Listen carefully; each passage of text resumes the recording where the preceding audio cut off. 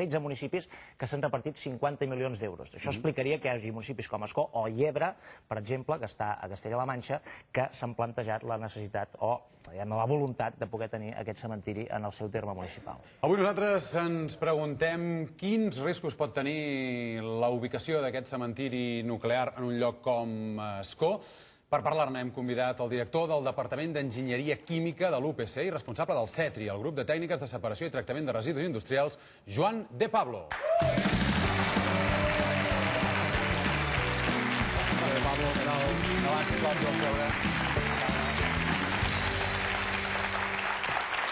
A veure, senyor De Pablo, anem a intentar aclarir conceptes perquè al voltant de l'energia nuclear es diuen moltes coses i moltes vegades no són tot certes o del tot acurades. En principi, la primera pregunta, quin tipus de residus s'haurien de posar en aquest cementiri o en aquest magatzem?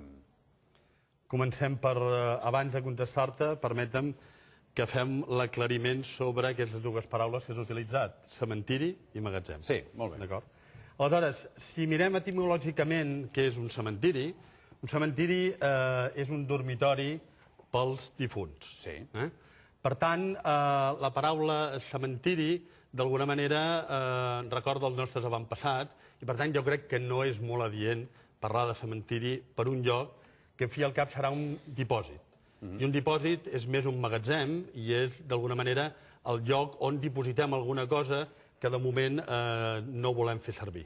Per tant, jo recomanaria parlar sempre, a partir d'aquesta xerrada i a partir de totes aquestes situacions, parlar de magatzem. El que passa és que s'entén, diguéssim, el dubte sobre la manera d'anomenar-ho, perquè en un magatzem s'hi pot guardar una cosa que després tornarem a utilitzar. En canvi, en aquest cas es tracta de guardar-ho per sempre, perquè no...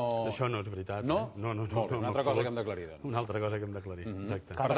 Perdona, és que es parla de magatzem temporal. Temporal fins quan? Temporal fins a uns 60 anys. 60 anys. Sí. Que és una instal·lació industrial convencional. Pensa que a Flix, que està a prop de la zona, tenen la fàbrica d'Arcros que té més de 100 anys. Per tant, 60... Clar, però 60 anys vol dir que d'aquí 60 anys què passaria amb aquests residus? D'aquí 60 anys estarien emmagatzemats allà i aleshores a partir d'aquí hi hauria la possibilitat de veure què es fa amb els residus, de forma definitiva. Emportar-se'ls a alguna altra banda? Evidentment. Però allò no s'elimina mai. No, però allò s'ha de donar una sortida final. O sigui que això encara no se sap, diguéssim. Quina és la sortida final d'un residu nuclear no se sap encara. Sí, els científics sabem que és la millor solució, el que passa que hi ha una problemàtica associada en tot el que s'ha de fer després d'aquest primer emmagatzematge temporal. I per tant, és un tema que ara no toca, que diria... Ara de moment els hem de guardar. Ara els hem de dipositar en un lloc... Exacte, correcte. Quin tipus de residus? Què són aquests residus? Els residus venen del que són fonamentalment les centrals nuclears. És a dir, les centrals nuclears utilitzen el que anomenem combustible nuclear per fer el procés de l'obtenció de l'energia a partir de la reacció, aquesta amb el combustible nuclear. Aleshores, aquests són uns residus que diferents països han optat per diferents vies. Espanya és un país fonamentalment no nuclear en quant a armament i, per tant, no ha apostat cap a reciclar aquests residus. El reciclatge de residus comporta generalment obtenció de plutoni d'aquests residus i, fonamentalment, el plutoni serveix, entre altres coses, per fer armes nuclears. Espanya no ha apostat mai per les armes nuclears, és un país, des del punt de vista nuclear, des del punt de vista d'armes, és no nuclearitzat, i, per tant, el que s'ha optat és que directament nosaltres emmagatzemem els elements de combustible. Això que teniu aquí a les piscines. Molt bé. Aquest és el que nosaltres tindrem fonamentalment, al voltant de 10.000 metres cúbics. Perquè és líquid, aquest residu és líquid. No, aquest residu està perfectament amb uns elements posats i és un residu sòlid i protegit. Però està dins d'una piscina, això. No, dins d'una piscina està a les centrals nuclears. A les centrals nuclears. No està a una piscina normalment, està en un reactor, el traiem del reactor, el posem a la piscina per baixar-li la temperatura. Això està uns quants anys. Si tinguéssim un magatzem temporal, el portaríem ràpidament allà, que seria molt més segur que les piscines on ara es troba, i aleshores a partir d'aquí, diguéssim, això estaria uns 60 anys dipositat en allà. Perquè aquest magatzem en què consisteix? Què és? Fer un forat a terra i amagar-ho, posar-ho dintre d'una piscina? No, aquesta és una instal·lació de tipus passiu, és a dir, sense cap tipus de procés associat en allà de cap tipus. És un magatzem, una car, on s'hi guarden aquests residus. Exacte. Aleshores, això té, com si diguéssim, els següents components. Té una component, que és el propi element del combustible, que es treu del reactor, que és aquest que es posa a les piscines. Després, un gran contenidor, dissenyat perquè sigui totalment estanc, que la radiació no surti, etc. I aleshores, Espanya ha optat, de les diferents possibilitats, ha optat com un magatzem igual que tenen a Holanda, que és amb el que anomenen una bòveda. Que és una mica aquest esquema que estem veient. Exacte. Una part de preparació i després una part, diguéssim, d'emmagatzematge, d'alguna manera deixant estar el sistema durant aquests anys. Un control, evidentment, s'ha de controlar la instal·lació constantment, però això és un control més o menys que també s'ha de fer a les centrals, etc. I quina capacitat tindria aquest magatzem? Aquest magatzem ha d'acollir aproximadament uns 12.000 metres cúbics de residus, els quals 10.000 són d'aquests combustible que et comentava, i després hi ha uns altres residus que són els que venen de Vandellòs 1, que va haver de desmantellar-se a l'any 89, que aquests residus es van portar a França i que aquests residus, després del reprocessat que han fet els francesos, han de tornar.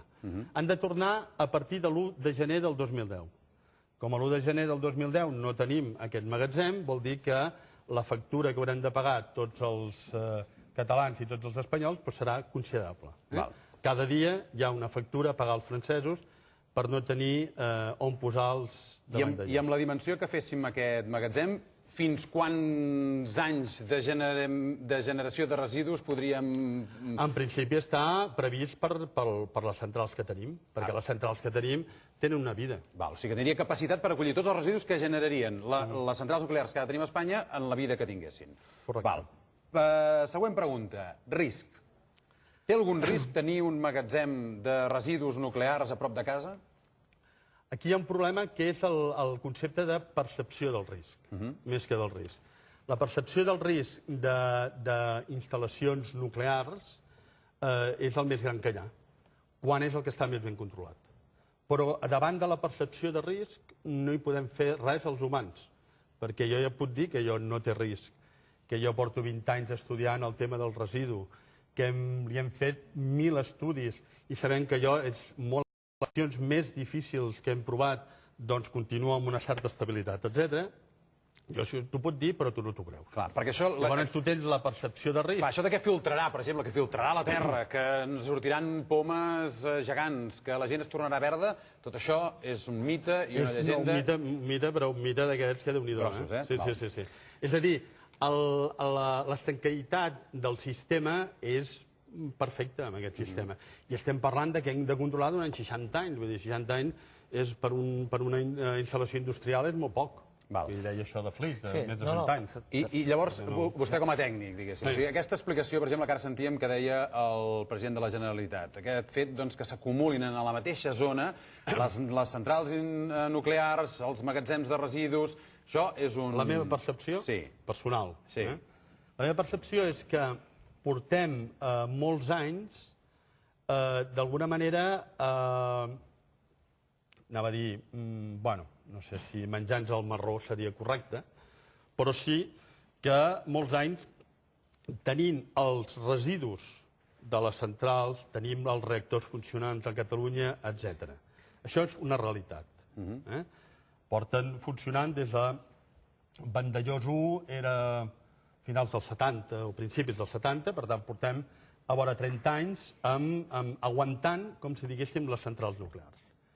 O sigui, el 40% de l'energia nuclear que es genera a Espanya es fa... Sí, però això no em preocupa. El que em preocupa és que ara quan ve, entre cometes, l'oportunitat de que ens posin una instal·lació, que la instal·lació, el dipòsit en si és una part, però l'important és un centre tecnològic.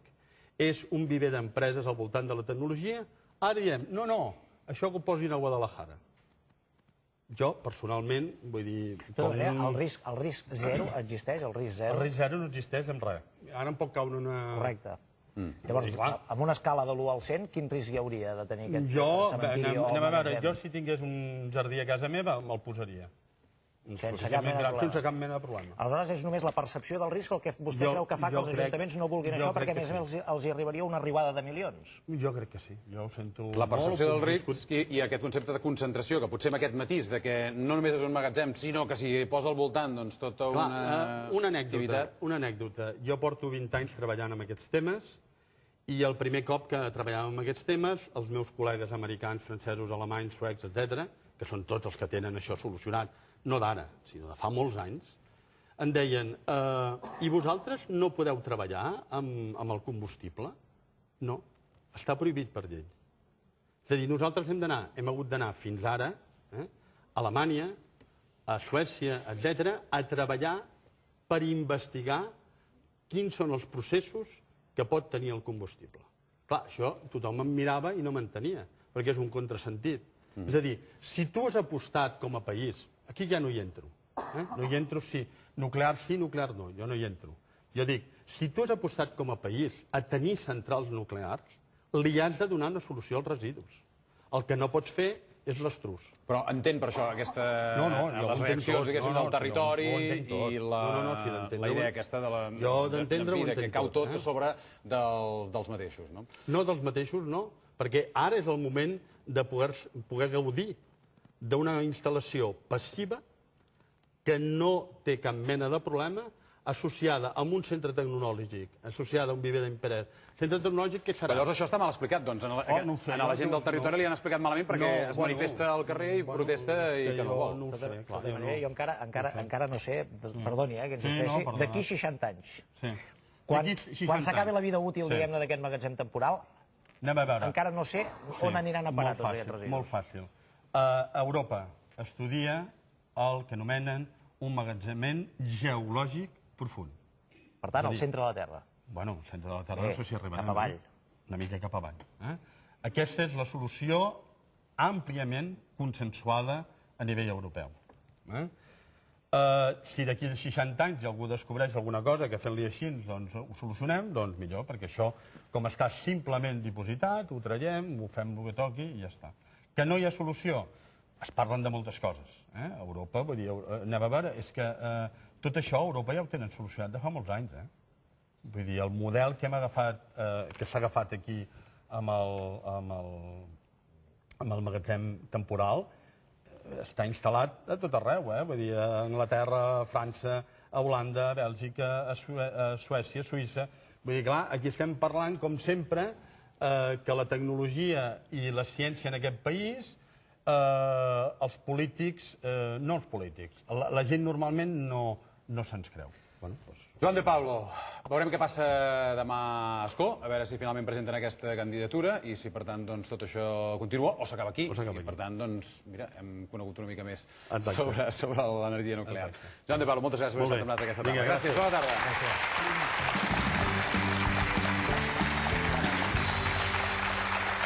Aquesta setmana hem instal·lat el nostre plató mòbil comandat per l'Espartac a Puigcerdà.